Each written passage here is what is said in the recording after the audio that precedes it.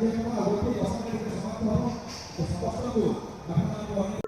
ब्रह्मपुरवासी तथा विभिन्न एनएससी आज एक शुभ दिन कहले अत्युक्ति हेब ना। आपण मैंने समस्ते जानते साधारण जनता राति पाइले सकाल उठले यातायात कर विभिन्न जगह को 100 टंका खर्च करते। बर्तमान माननीय मुख्यमंत्री से कथार अंत घटई जहाद्वारा आपण बर्तमान खरा दिन भी आसूची खरार लोक मैंने जीवे किंतु मात्र 10 टंकार एसी बस जा आसवा एनएचसी महानगर एवं ब्रह्मपुर भितर जीवे एवं ता सहित नन एसी बस अच्छी सबको मिसई आम जदि कहवा मान्यवर मुख्यमंत्री श्री नवीन पट्टनायक एवं सहित जोड़ी होती पांडेन सर को आम अशेष धन्यवाद देवा सहित यही बस को समस्त आम स्वागत बहुत माने बहुत साहाय्य कहीं खाली रेलवे स्टेशन जी म्यूनिसिपालिटी को भी जीवे मैंने अटो 100 टंका प्राय नौले जोटा कि तार साधारण लोक मैंने विशेषकर साधारण लोक मैंने यातायात करते प्रतिदिन व्यवसाय क्षेत्र में हो कि छोट मोट बड़ बड़ कथार हो जो असुविधा भोग करते यार अंत घटाई। गंजाम जिला ब्रह्मपुर रे आज शुभारंभ होईछि मो बस। मुख्यमंत्री नवीन पट्टनायक वीडियो कॉन्फ्रेंसिंग माध्यम मो बस रो शुभारंभ करिसेंती।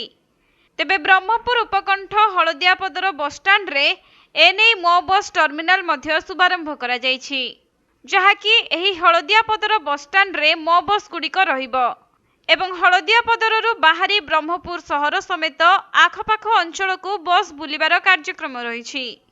तेबे मोट 15टी मो बस सहर रे चलाचल करिबो बोली सूचना रहिछि। आउ 15टी बस मध्यरु 10टी साधारण बस रहिथिबा बेले अन्य 5टी एसी बस रहिछि। तेबे सहरर 4टी रूट देई मो बस यातायात करिबो। पूर्वरु सहर रे सिटी बस चालुथबा बेले ताहा मध्य चलिबा सह मो बस भी यातायात करिबो जहा फल रे लोकंकु विभिन्न स्थानरु यातायात करिबारे आउ कोनोसी असुविधा हेबो नाही। अन्यपटे वर्तमान मो बसर संख्या 15 थिबा बेले आगामी दिन में बसर चाहिदा को दृष्टि रे रखी सहर रे बस संख्या को वृद्धि कराजिबा नै लक्ष्य रखा जायछि। तेबे मो बस रे सहरर विभिन्न स्थान को यातायात करिबा निमंते बस भड़ा मध्य कम रखा जायछि। आउ प्रथम थर निमंते सहरर विभिन्न स्थान को जीव एसी बस। एही बस सेवा द्वारा सहरांचल रे गमनागमन क्षेत्र रे परिवर्तन आसीबो। आज मो बस आज आरंभ होती माननीय मुख्यमंत्री नवीन पट्टनायक एवं ता सहित साहित्य अध्यक्ष कपी पांड्यान धन्यवाद देवी। आज सहरांचल गमनागमन क्षेत्र में एक वैफल्य परिवर्तन आए सहरांचल लोक मैंने विशेष भाव छात्र छात्री मैंने आज निश्चित भाव गंतव्य स्थल को अति सुविधा जापारे। एसी बस 10 टंका और नन एसी बस 5 टंका मध्यम से पहुंची पारे।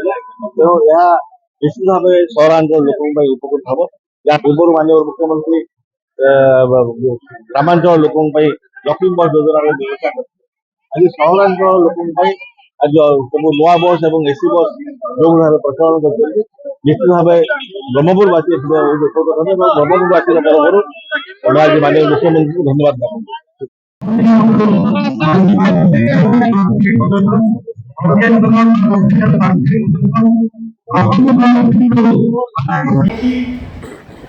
भारत सरकार को ट्राई करी बेस्ट